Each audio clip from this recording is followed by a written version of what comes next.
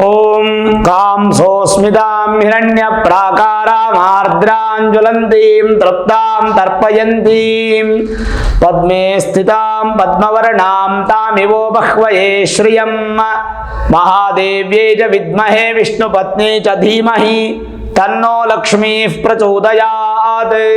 శ్రీ గురుభ్యో నమః. హరి ఓం. ఆత్మీయులారా, కర్కాటక రాశి మార్చి మాసంలో ఎలా ఉంటుంది, ఏ విధమైన శుభ ఫలితము అశుభ ఫలితము అనేటువంటిది ఉంది అని ఈ వీడియో ద్వారా మనం తెలుసుకుంటాం. ముఖ్యంగా ఈ కర్కాటక రాశి వాళ్లకు అష్టమ శని ప్రభావం అనేటువంటిది ఉంది. అయినప్పటికీ ఈ 7వ తారీఖు బుధుడు భాగ్యస్థానానికి వస్తున్నారు కర్కాటక రాశి వాళ్ళకి. శుక్రుడు మిత్రునింటికి అష్టమ స్థానానికి వస్తున్నారు, అది 7వ తారీఖే.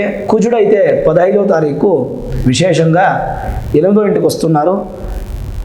రవి అంటే సూర్యుడు 14వ తారీఖు 9వ ఇంటికి వస్తున్నారు, అంటే భాగ్యస్థానానికి. తర్వాత బుధుడు 25వ తారీఖు విశేషంగా దశమ స్థానానికి వస్తున్నారు, వృత్తి స్థానానికి. అలాగే 31వ తారీఖు శుక్రుడు విశేషంగా భాగ్యస్థానానికి ఉచ్చ ఫలాన్ని ఇచ్చేటువంటి స్థానానికి వస్తున్నారు. ఇది గ్రహస్థితిలో బదలావణలు. ఇక 9వ తారీఖు శనీశ్వర జయంతి ఉంది, ఆ రోజు అమావాస్య ఉంది. కాబట్టి ఆ రెండు కూడా మీకు బ్యాలెన్స్ అయిపోతుంది అనమాట. అంటే అమావాస్య రోజు పూజ చేసి శని పూజ చేసేదానికి మంచిది అవుతుంది. ఇక 25వ తారీఖు పౌర్ణమి, వ్యాస పూర్ణిమ, చాలా విశేషమైన రోజు. ఇక 8వ తారీఖు శివరాత్రి మహోత్సవము, ఆ ఈశ్వరుని ఆరాధన చేసేటువంటి అద్భుతమైన ఒక రోజు.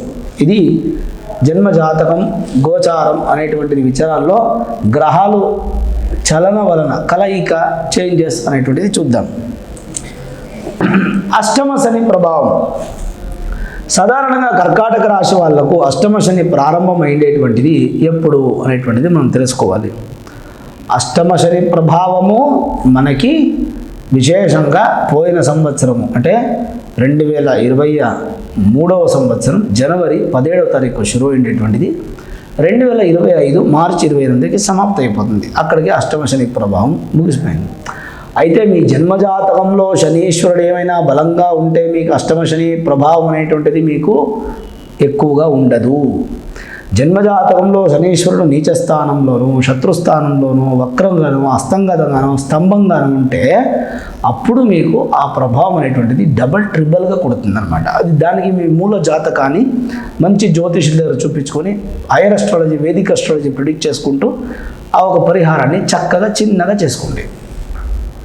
ఇక చూడండి, రాశి నుంచి భాగ్యాధిపతి అయినటువంటి గురు భగవానుడు, రుణ రోగ శత్రుస్థానానికి అధిపతి అయినటువంటి గురు భగవానుడు దశమ స్థానంలో మిత్రునింట్లో చాలా క్షేమంగా విశేషంగా ఉన్నారు. కాబట్టి భాగ్యాధిపతి మీకు బాగున్నారు. కర్కాటక రాశి వాళ్ళు భయపడకండి. అష్టమ శని ఉంది అని చింతించకండి, ఎందుకంటే శనీశ్వరుడు స్వక్షేత్రంలో ఉన్నాడు. కాబట్టి అష్టమ శని ప్రభావం ఎక్కువగా కర్కాటక రాశి పైన ఉండదు. అదే కాకుండా రాశి నుంచి 7, 8వ ఇంటి అధిపతి అయినటువంటిది శనిదే. శనీశ్వరుడు 8th house lord is in 8th house. 8వ ఇంట్లో అధిపతి అయినటువంటి శని పరమాత్ముడు 8వ ఇంట్లోనే ఉండటం చాలా విశేషమైన అరుదైన ఒక విచారం అయిందలా. తర్వాత ఈ రాశి నుంచి పంచమ దశమాధిపతి 5వ స్థానము పూర్వ పుణ్యస్థానము, 5వ స్థానము సంతాన స్థానము, 10వ స్థానము వృత్తి స్థానం. ఈ రెండిటికి అధిపతి కుజుడే. కుజుడైతే మీకు 15వ తారీఖు వరకు మకర రాశిలో ఉండి ఉచ్చస్థానంలో ఉంటారు. 15 తర్వాత ఫ్రెండ్ హౌస్కి వచ్చి 60% ఉంటారు. ఏమైనా కర్కాటక రాశి వాళ్ళకి 5వ ఇల్లు క్షేమంగా ఉంది, తర్వాత 10వ ఇల్లు క్షేమంగా ఉంది. ఉద్యోగంలో ఏ సమస్యలు లేవు, ఉద్యోగం చాలా బాగుంటుంది, ప్రమోషన్స్ దొరుకుతాయి, వేరే కొత్త ఉద్యోగం ప్రయత్నం చేస్తే చిక్కుతుంది. కాబట్టి ఏమీ సమస్య లేదు, భయపడక అక్కర్లేదు. క్లియర్ అయింది కదా మీకు ఇది. ఇక సంతాన అపేక్షిత దంపతులకి ఇది చాలా మంచి ఒక మాసము. సంతానానికి మీరు ప్లాన్ చేయొచ్చు. వెనక జన్మలో చేసినటువంటి పూర్వ పుణ్యం అనేటువంటిది మీకు ఈ మార్చి మాసంలో దొరికే ఛాన్సెస్ చాలా ఎక్కువగా ఉంటుంది. ఇదే కాకుండా మీ ఉద్యోగం చాలా బాగుంటుంది. ఇక మీకు లాభాధిపతి శుక్రుడు, సుఖాధిపతి శుక్రుడు. శుక్రుడు అయితే పాపగ్రహస్థానం, పాపస్థానంలో పాపగ్రహాలు ఉంటే మంచిది. క్రూరా నైవ శుభం కుర్యుహు. క్రూరా నైవ అంటే క్రూరం అంటే పాపము. పాప స్థానంలో 6, 8, 12 అంతా పాపస్థానం. 8 పాపస్థానంలో పాపగ్రహం ఉంటే శుభ ఫలితం. కాబట్టి మీకు శుభ ఫలితమే. శుక్రుడి నుంచి కూడా మీకు చాలా బాగుంటుంది. వ్యావహారికంగా, ఉద్యోగికంగా, సంసారికంగా అన్నీ కూడా చాలా బాగుంటుంది. సూపర్ అయిన లైఫ్ మీకు ఈ ఒక మార్చి మాసంలో దొరుకుతుంది. ఇక థర్డ్ హౌస్ లాడు ఎవరు? సూర్యుడు అయితే ప్రస్తుతం అయితే శత్రువు ఇంట్లో ఉన్నాడు. 14వ తారీఖు భాగ్యస్థానానికి వస్తారు. 14వ తారీఖు వరకు కర్కాటక రాశి వాళ్ళకి ఇన్సెక్యూర్ ఫీలింగు, ఏదో మనం పోగొట్టుకునేసినాము, ఏమో నాకు ప్రాబ్లం అయిపోయింది, ఏమో సమస్యలు ఉంది, ఇలా యోచన చేసేటువంటి వాళ్ళు అయింటారు మీరు. బట్ అదే మీకు ఆఫ్టర్ 14th మార్చ్ సూర్యుడు మీకు 9వ ఇంటికి వస్తే భాగ్యస్థానంలో సూర్యుడు మంచి ఫలితమే. కాబట్టి 14వ తారీఖు వరకు కాంప్రమైజ్ కండి, అడ్జస్ట్ అయిపోండి. దాని తర్వాత ఏమి కాంప్రమైజ్ వద్దు, అడ్జస్ట్మెంట్ వద్దు, సక్సెస్ మీకు ఉంటుంది అనమాట. ఇక నెగటివ్ ఏమీ లేదా గురుగారు అంటే ఉంది, ఒకటే ఒకటి నెగటివ్. మీకు ధైర్యాధిపతి, వ్యయాధిపతి, భోగాధిపతి ఇవన్నీ కూడా బుధుడు బాగోలేదు. ఈ ఒక మాసం పూర్తిగానే 10వ ఇంట్లో ఉంటారు, 9వ ఇంట్లో ఉంటారు, 10వ ఇంటికి వస్తారు. అయినప్పటికీ ఏమీ పెద్ద ఫలితాలు ఏమీ మనం ఆశించలేము. కాబట్టి ప్రతిరోజు మీరు లక్ష్మీ నరసింహ కరావలంబ స్తోత్రాన్ని వినటం చాలా మంచిది. ఎందుకంటే బుధ అంటే మహావిష్ణు, లక్ష్మీ నరసింహ కరావలంబ స్తోత్రం వినేటువంటిది చాలా మంచిది. ఈ నెల ఎప్పుడెప్పుడు సమయం దొరుకుతుందో నవగ్రహాలకు వెళ్ళి బుధగ్రహాన్ని ప్రార్థన చేసుకుంటూ ఒక ప్రదక్షిణ చేసి వచ్చేటువంటిది చాలా మంచిది. ఈ రెండింటిని అలవాట్లు చేసుకోండి. జనరలైజ్గా కొన్ని విషయాలు మనం తెలుసుకుంటామండి. ముఖ్యంగా మీ మనసులో ఏవైతే ఇష్టపడతారో ఇష్టార్థం మీకు అభివృద్ధి అవుతుంది. మీ యొక్క వ్యాజ్యము అనేటువంటిది దూరం అవుతుంది, అంటే కలహము దూరం అవుతుంది. అదే కాకుండా ఆదాయ మార్గము, ఇప్పుడు మీరు ఒక పని చేస్తుంటారు, ఒక శాలరీ తీసుకుంటూ ఉంటారు, అది చాలదు, ఇంకొక ఆదాయ మార్గం కావాలని పార్ట్ టైం బిజినెస్ అంటే పార్ట్ టైం జాబు ఇలాంటిది ఏమైనా ప్లాన్ చేసుకుంటారనమాట. ఈ మాసంలో మీకు అదంతా యోచన వస్తుంది తలకి. అదే కాకుండా గృహంలో సౌఖ్యము, ఇంటి దగ్గరే మీకు అన్నీ కూడా అనుకూలమయ్యేటువంటి ఒక ఛాన్సెస్ ఎక్కువ ఉంది. అధికారం మీకు చాలా బాగుంటుంది. ఉద్యోగంలో కానీ వ్యాపారంలో కానీ మీకు అభివృద్ధి, దేహంలో ఏ ఒక నెగిటివ్ ఉండకుండా పాజిటివ్ ఉంటుంది.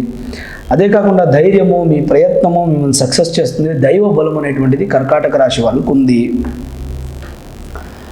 చదువులో కానీ ఉద్యోగంలో కానీ ఏ సమస్యలు లేవు. వ్యాపారంలో చిన్న చిన్న సమస్యలు రావచ్చు, అన్నీ కూడా పరిహారం చేసుకునేటువంటిదే. పెద్దగా ఏం మునిగిపోరు, అలాంటిది ఏం ప్రాబ్లమ్స్ కాదు.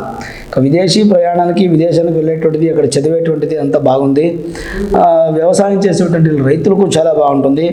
ఏమంటే రియల్ ఎస్టేట్ బిజినెస్ ఇవన్నీ చేసేటప్పుడు కాస్త జాగ్రత్త పడండి. అష్టంలో కుజుడు ఉన్నాడు కాబట్టి వస్తు వ్యామోహం ఎక్కువగా ఉంటుంది. ధనము అతిగా ఎక్కువగా ఖర్చు చేస్తారు. మీరు ధార్మిక కార్యక్రమాల్లో మీరు ఎక్కువగా పాల్గొంటారు. అదే కాకుండా వ్యవహారంలో ప్రోత్సాహం మీకు ఎక్కువగా ఉంటుంది. మిమ్మల్ని చాలామంది షభాష్ అని చెప్పి మిమ్మల్ని మీ పేరుని కొండాడతారు అనమాట. అదే కాకుండా సోషల్ సర్వీస్ ఎక్కువగా చేస్తారు, దాని నుంచి మంచి ఫలితము. ప్రముఖ విషయాల్ని మీరు ప్రస్తావిస్తారు. గవర్నమెంట్ జొత్తులో ఏదైనా గవర్నమెంట్ బిజినెస్ సంబంధపడ్డ విచారంలో కానీ సక్సెస్ అయ్యేటువంటిది, అంటే గవర్నమెంట్ జొత్తులోనే మీరు బిజినెస్ చేసేటువంటి కెపాసిటీ అనేది మీకు వస్తుంది. తర్వాత గవర్నమెంట్ జాబ్స్ ప్లాన్ చేస్తుంటే ఇవన్నీ కూడా మీకు సక్సెస్గా ఉంటుందండి. అధికారం మీకు యోగ్యం ఉంటుంది.